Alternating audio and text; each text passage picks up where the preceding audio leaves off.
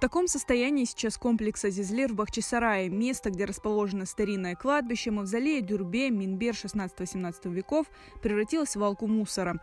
Крымско-татарские блогеры решили провести здесь субботник. Убежден, что мы должны следить за чистотой, за порядком. Наша религия тоже об этом говорит, да, чистота – это половина веры. И если мы будем подавать пример, то я считаю, таким образом мы будем улучшать экологическую ситуацию. Я не считаю это чем-то выдающимся.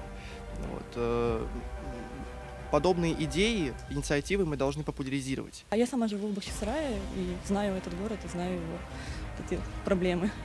Здесь так много мусора, потому что сами люди, кто в ближайшие дома здесь проживают, сами здесь и мусорят, в принципе. То есть свалка, она годами здесь находится, и никак это не решается, этот вопрос. Поэтому мы решили навести порядок и надеемся, что он будет поддерживаться. К акции присоединились всего несколько человек, но инициативу молодежи поддержали в администрации города.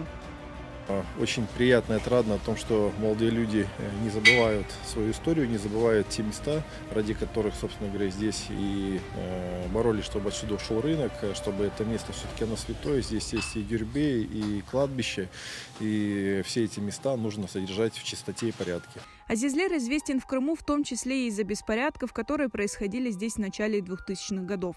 Тогда на этом месте работал рынок, что возмущало крымских татар. Конфликт длился несколько лет.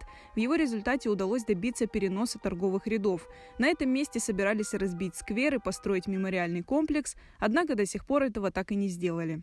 Данный земельный участок администрации города был 1,5 года назад передан в собственность Республики Крым.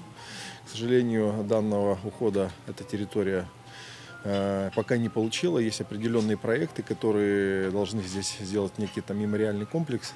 В ходе субботника территория была расчищена, активисты собрали 20 мешков мусора. В ближайшее время здесь планируют сделать ограждение, чтобы предотвратить появление свалки.